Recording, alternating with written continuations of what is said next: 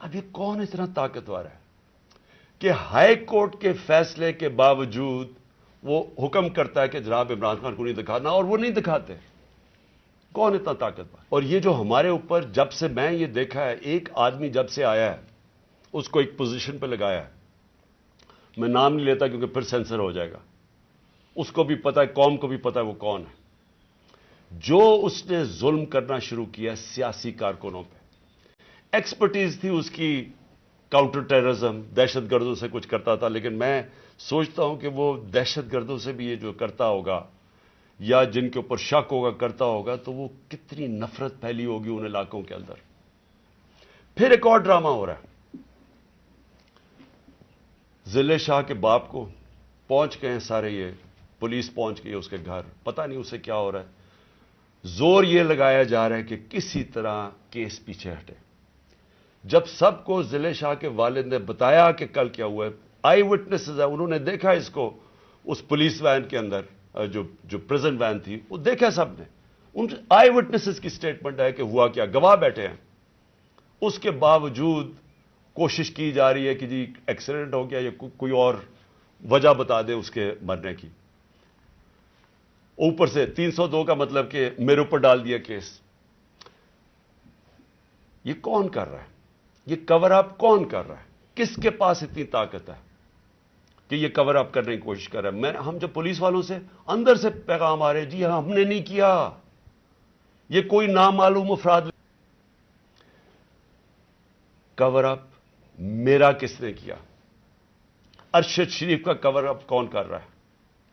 میری جے I T کو sabotage کون کر رہا ہے؟ کون اتنا طاقتور ہے کہ پولیس کو حکم دیتا ہے کہ آپ نے گواہی نہیں دینی میری جے آئی ٹی میں، اور پھر جے آئی ٹی کا ریکارڈ سارا غائب، اور پھر جے آئی ٹی کو ایک کیئر ٹیکر گورنمنٹ ختم کروا دیتی ہے، اور پھر ارشد شریف کا کور اپ کون کر رہا ہے؟ کون اس کی جے آئی ٹی آگے نہیں بڑھنے دیا جا رہا؟ اور یہی لوگ اب اس کا کور اپ کریں گے، کیونکہ اس میں سے چیزیں اور نکلنی ہیں۔ پولیس نے کہنا ہم نے نہیں کیا، ہم نے اس کو پوری طرح کیس لڑیں گے۔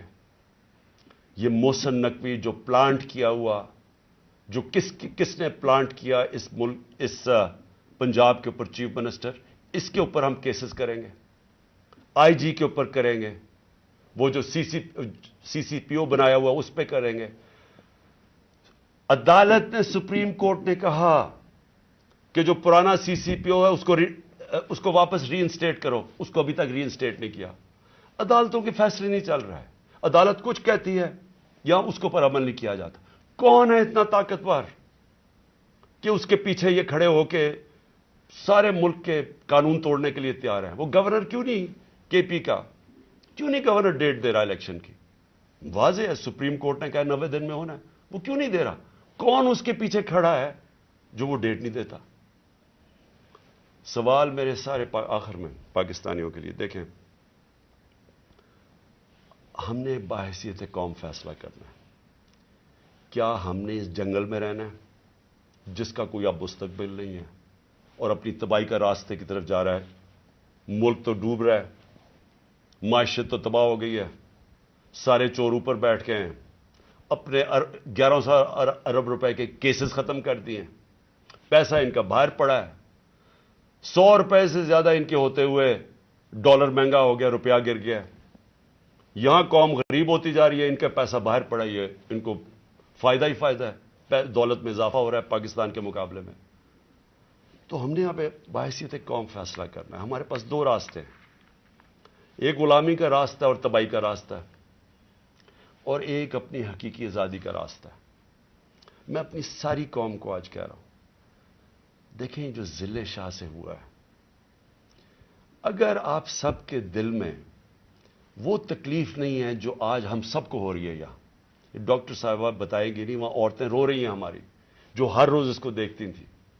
اس نے 4 مہینے ہمارے ساتھ ادھر دھرنے پہ گزارے، آج سے 8-9 سال پہلے جب 2014 میں ہم نے دھرنا کیا، 4 مہینے یہ وہاں بیٹھا رہا۔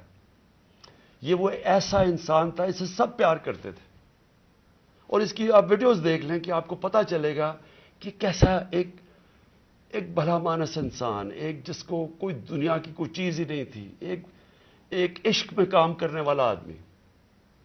اگر اس سے یہ کر سکتے ہیں، اس کو تشدد کر کے مار سکتے ہیں، اور یہ قوم چپ کر کے تماشا دیکھ سکتی ہے، میں پھر سے آپ کو کہتا ہوں ہمارا کوئی فیوچر نہیں ہے۔ میں نے برطانیہ کے اندر اپنا ٹائم گزارا، کرکٹ کھیلتا تھا 15-20 سال۔ ادھر اس طرح کی چیز ہو، ساری قوم سڑکوں پہ ہوتی ہے، کوئی زندہ قوم ہے، وہ قوم امر بالمعروف پہ چلتی ہے۔ اس کو جہاد کا مطلب پتہ ہے کہ جہاد ہوتا ہے ظلم کا اور ناانصافی کے سامنے قوم کھڑی ہو، وہ زندہ قومیں ہوتی ہیں۔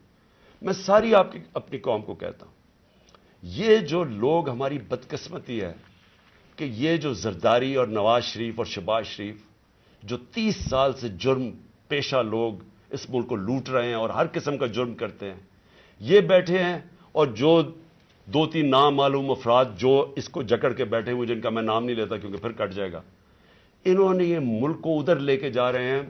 سارے پاکستانیوں جن کا جینا مرنا ادھر ہے، ہماری طرح کے لوگوں کا، ساروں کو یہ آج سمجھ آنا چاہیے کہ یہ ہم سب کی بربادی ہے۔ ان کو کوئی فرق نہیں پڑے گا، کیونکہ جنہوں کے پیسے باہر پڑے ہیں، جن کے ڈالرز باہر پڑے ہوئے ہیں، ان کو کوئی فرق نہیں پڑے گا جس طرف یہ قوم جا رہی ہے۔ اس لیے ساری قوم کا میرا آخر میں پیغام ہے کہ یہ وقت ہے ہم سب کھڑے ہوں اس کے خلاف۔ میں جو انہوں نے کیا پرسوں، یعنی جو ظلم کی انتہا کی، ساری قوم کے اوپر ہے یہ۔ ہمارا جرم کیا تھا؟